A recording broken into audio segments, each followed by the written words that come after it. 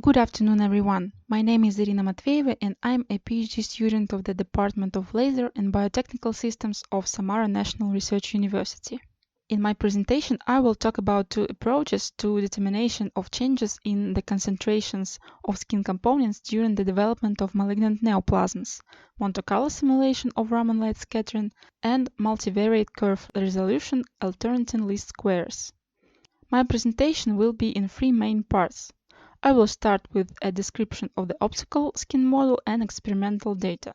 Then I will move on to the Monte Carlo algorithm for modeling of Raman light scattering and multivariate curve resolution alternating least squares analysis.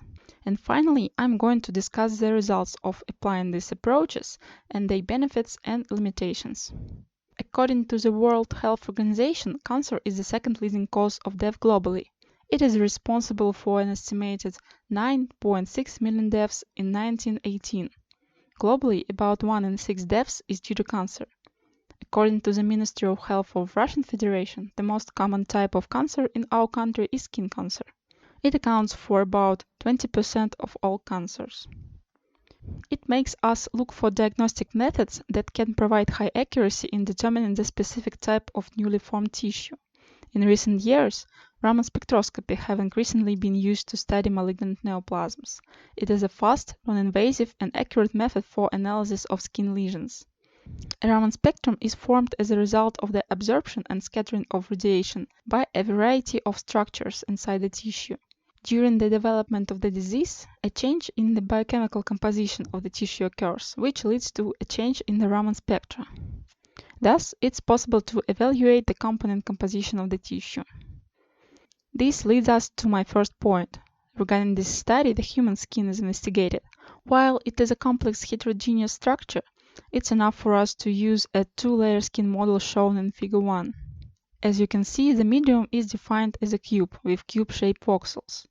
Each voxel is a particular type of tissue, epidermis or dermis, and it is described by some optical parameters and by the content of the most important skin components that form heterogeneous in the tissue due to pathological processes. We use 8 basic Raman active skin components identified by Feng et al. They are collagen, elastin, keratin, cell nuclei, triolein, ceramide, melanin, and water. The basis Raman spectra of those components are shown in Figure 2. Here we used our proposed approach of additive simulation. Now let's look at its idea. An experimental Raman spectrum of normal skin obtained by averaging in vivo Raman spectra of normal skin may be served as a substrate for the feature-simulated Raman spectrum. Thus, the pathology of their part may be grown by adding on this substrate Raman-specific component set related to a tumor type. Figure 3 shows an illustration of the proposed approach. Melanin has been chosen as the main component of the skin, which forms heterogeneous in the tissue caused by pathological processes in malignant melanoma.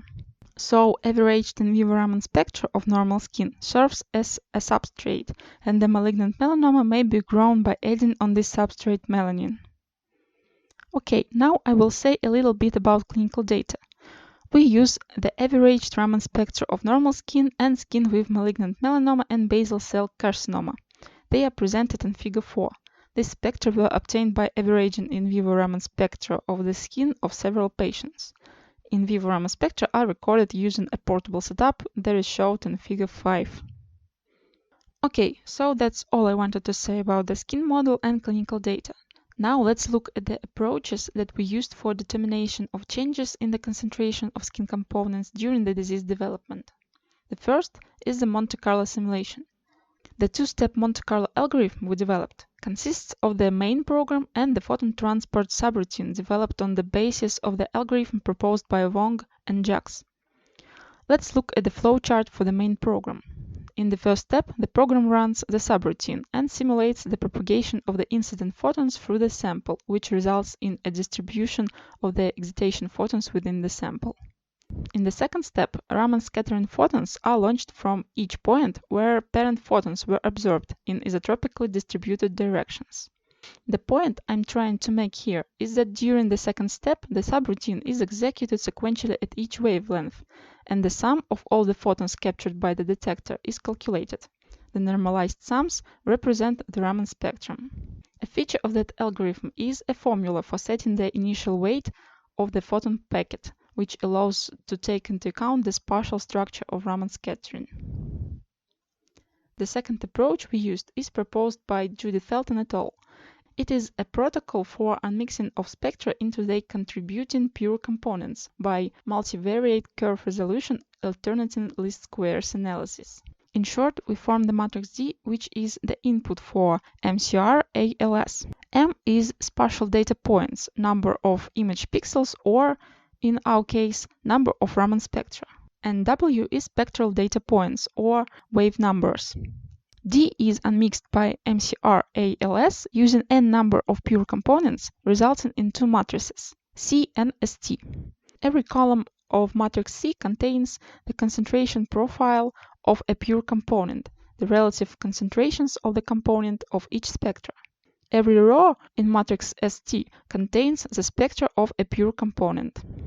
Now that we have seen the approaches, let's look at its results. In this study, we have made an attempt of determination of changes in the concentrations of skin components during the development of malignant melanoma and basal cell carcinoma. Let's take the example of the malignant melanoma. The averaged in vivo Raman spectrum of normal skin, green line, is chosen as the background spectrum. By varying the concentrations of 8 Raman active components, it's proposed to obtain a spectrum that is closest to the averaged in vivo Raman spectrum of skin with malignant melanoma, red line. The blue line in the figure shows the obtained Raman spectrum. The parameters at which the spectrum obtained is closest to the averaged in vivo Raman spectrum of skin with malignant melanoma are presented in the table.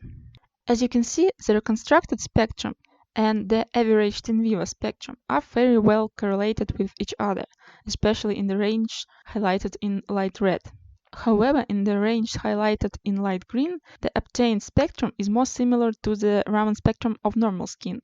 This can be explained by the fact that a limited number of skin Raman active components are used in modeling, while the in vivo spectrum is the result of the superposition of hundreds of spectra of different substances.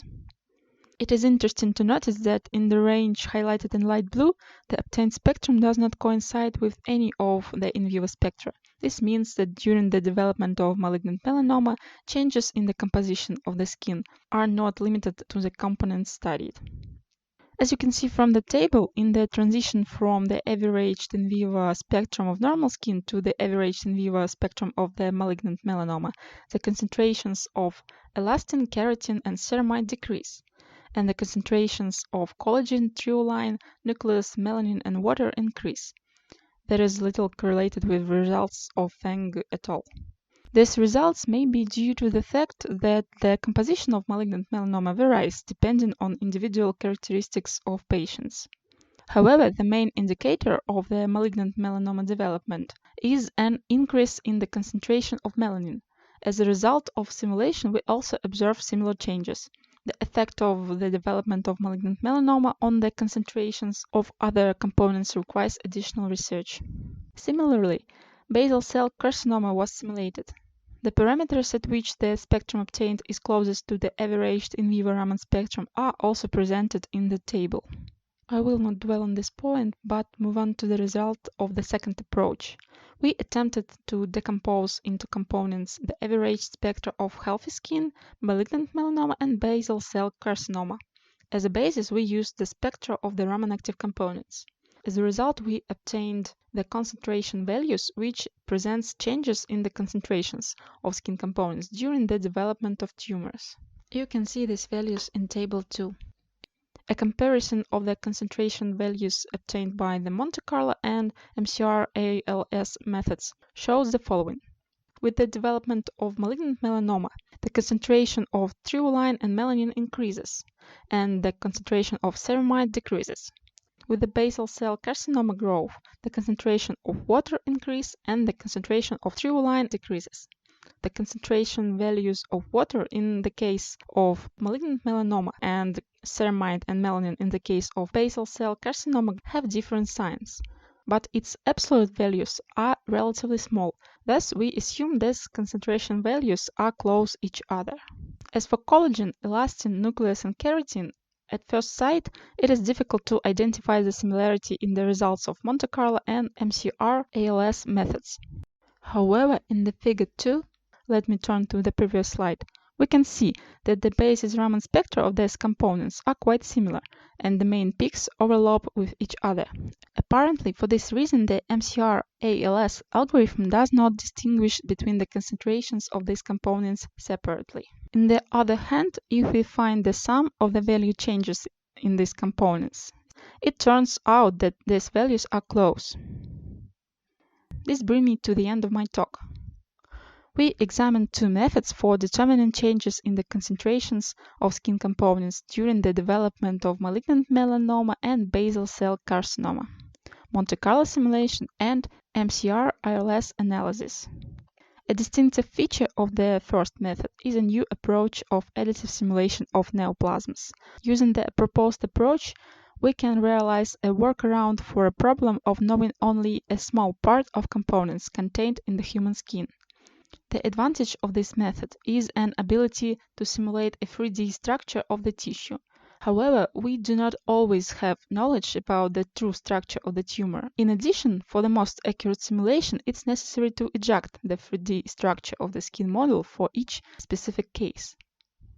The second method does not allow taking into account the 3D structure of the tissue and uses mathematical approaches to determining changes in concentrations. An undoubted advantage is the ability to determine not only changes in concentrations, but also the absolute values in concentrations.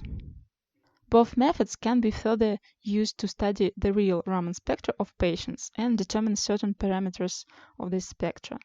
However, at this stage of the research, it's difficult to evaluate the accuracy of these methods, since firstly, we don't know true concentrations of the skin components. There is no gold standard method for accurately determining the composition of the skin.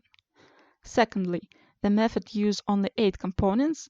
And finally, the spectra of the 8 components may be inaccurate. The solution of some of these opticals may be an experimental study of model spectra with a known composition. Thank you for your listening. If you have any questions, I'll be happy to answer them.